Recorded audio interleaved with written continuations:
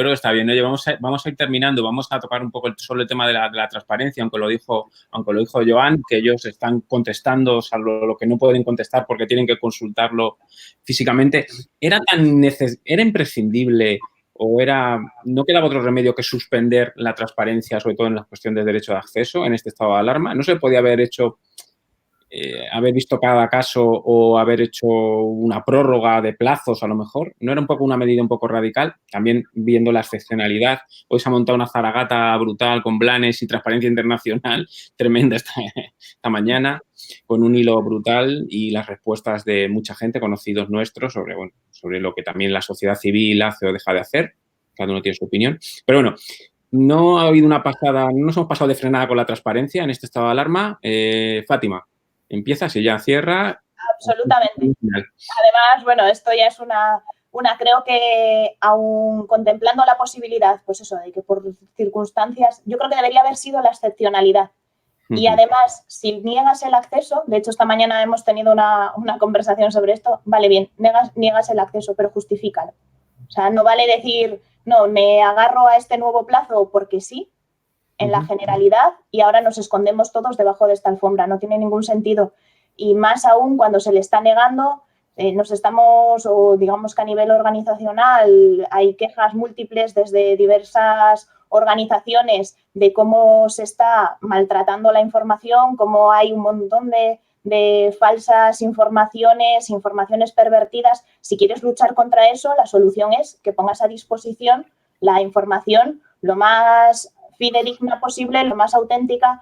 Claro, ¿qué pasa? Que como esto estamos acostumbrados a hacerlo a golpe de PDF y bajo demanda, esto supone que, claro, ahora responder en plena crisis, ya tenemos un montón de problemas. Si además tenemos que aguantar a los pesaditos que piden las preguntas de derecho de acceso a la información pública, claro, nos comen la tramitación y es muy molesto y no nos aporta nada. Claro, eso es lo que comentábamos antes, ¿no? Un cambio de cultura.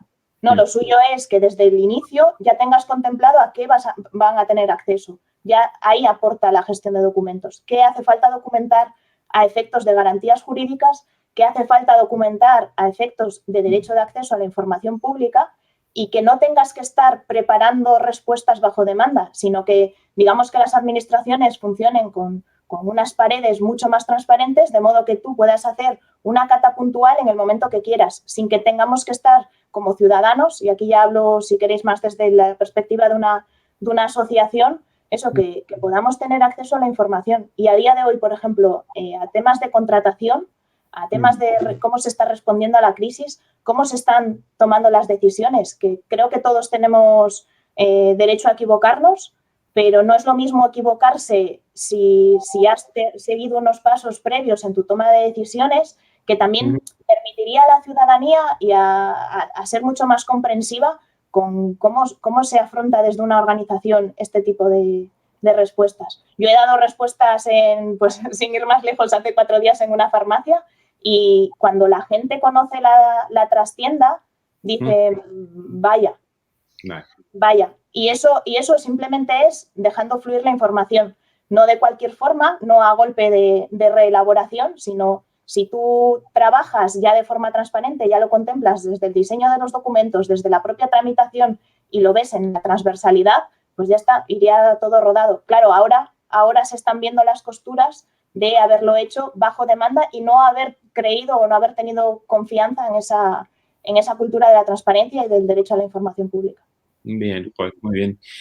Joan, tú decías que en Terrassa tenéis abierto el derecho de acceso dentro de lo posible. Sí. Ya te digo que el único problema ha sido el acceso a la documentación física, que, digamos, por cuestiones de seguridad no hemos podido entrar, pero en la línea esta de trabajar por diseño, 1, 2, ya no para cumplir la ley, sino incluso por mero código deontológico de los profesionales. Digamos, la archivística y la gestión documental se basa en proveer acceso a información de cualquier tipo, esté en cualquier formato, en cualquier situación, etcétera, etcétera. Y después ya vendrán las excepciones, ¿no?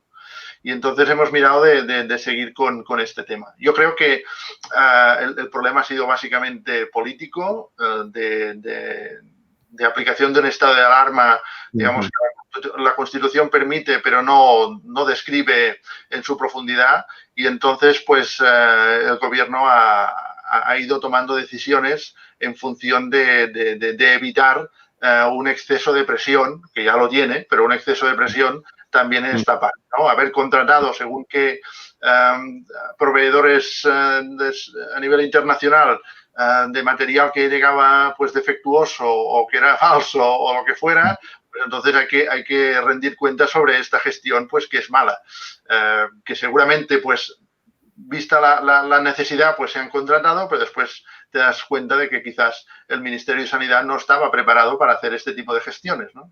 No, si la rendición de cuentas es lo que estás diciendo, es decir, bueno, porque intentes opinar en un primer momento, tarde o temprano, la rendición de cuentas política o no política o ciudadana posterior, cuando lo pregunte, tendrás que a lo mejor incluso tienes hasta una explicación de por qué has hecho las cosas mal, ojo.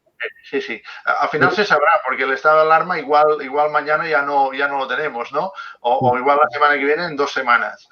Después se volverá a activar la legislación, digamos, la posibilidad de hacer solicitudes de acceso a información y después se acabará sabiendo este tema, ¿no? En fin, yo quiero decir una cosa que sí que me preocupa y así ya, si queréis, acabamos, ¿no? Pero que va ligada al núcleo duro de la gestión documental y al concepto de teletrabajo que hemos hablado antes. Yo creo que hemos salvado la situación. Llevamos 2-3 meses casi ya pues, de trabajo intensivo, pero no podemos seguir así. En el sentido que si la gente está teletrabajando con instrumental propio, ordenadores propios, conectándose cuando puede y cuando el sistema lo permite a las nubes corporativas, hay mucha documentación esencial que se está quedando por medio. Y probablemente se está, digamos, guardando en casa y no en donde debería estar, ¿vale? O en China. A lo mejor está en China. Bueno, en China seguro. En China seguro. Y a raíz de eso, pues supongo que el statement que publicó ayer el Consejo Internacional de Archivos, con la firma de muchas asociaciones y muchas entidades, pues pro acceso, etcétera, pidiendo a los gobiernos que conserven, y no tanto para recordar qué es lo que pasó en 2020, para aprender ante crisis futuras, ¿no? Que también, pero sobre todo para que no se pierda la documentación esencial que permite también comprender muchas de las cosas que han sucedido. Y ese es un problema de gestión documental. Es decir, si debemos continuar teletrabajando, ya no por la crisis, sino porque sistemáticamente vamos a trabajar así, hay que cuidar mucho este tema, porque el riesgo de que información pública acabe custodiada en casa, digamos, privada, pues es un riesgo alto. Y no quería acabar sin poderlo decir. Muy bien, muy bien.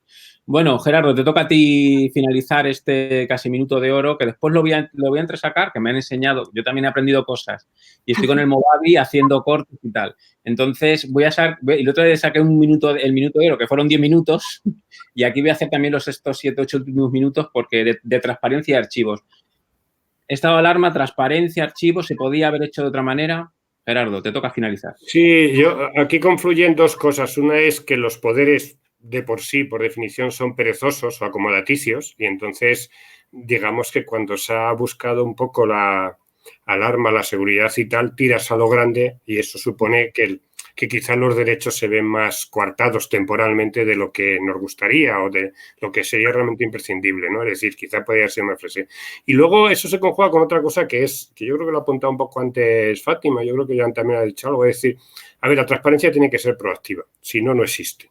Si era una cosa que estemos ahora mismo en un estado, porque hemos llegado tarde a la transparencia de los países, los últimos, los noruegos me parece que llevan desde 1860, es decir, los demás han sido mucho después, pero ya llevan mucho tiempo. Entonces, estamos con la transparencia como si fuera nuestra ley. Lo primero que hace es decir qué cosas no tienen que verse sometidas a la transparencia, ¿no? Y nuestra dinámica es decir, hemos resuelto 50.000 peticiones de transparencia y lo pone como un triunfo. Yo digo, eso es un error. Es un error, porque si ha habido 50.000 peticiones que se han hecho, quiere decir que no estaba expuesto en el portal de transparencia, ¿no?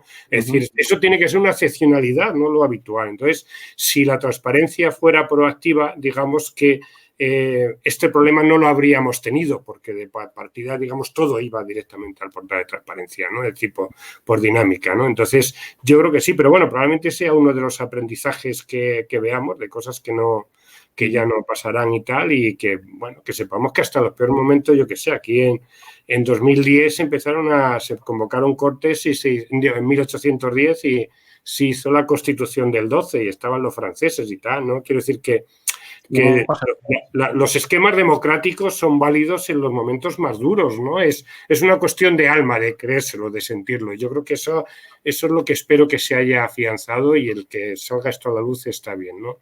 La transparencia tiene que ser proactiva. De todas formas, como decía antes, nosotros hemos mantenido lo que es la parte de acceso al archivo, la hemos mantenido desde el principio. Como decía John, lógicamente aquello que es acceder físicamente a nuestro archivo o al CADA, que es donde tenemos robotizados nosotros la parte de archivo en papel y tal, pues esto no era posible. Pero todo lo demás que podía servirse digitalmente se ha hecho, se ha atendido, que ha sido el 80-90%, es decir, la inmensa mayoría de las consultas que hemos tenido. Muy bien, yo la verdad es que creo que hay buenas prácticas en España. Bueno, todo el mundo está poniendo el ejemplo de Castilla y León, pero que es que Castilla y León, la gente habla muy bien de Castilla y León porque está allí Joaquín Meseller, que es un top, estaba también antes Antonio Ibáñez, había sembrado mucho y después un impulso político potente. Navarra, que nunca nos fijamos en Navarra, decía ayer y está haciendo unas cosas súper chulas, muy de sentido común en el portal de transparencia. El otro día también vi en Andalucía un apartado solo de medidas sociales con el tema del COVID-19, muy de tipo rendición de cuentas de esto lo que se está haciendo a nivel más social. Es decir, que todos se puedan aprender y se pueden enriquecer.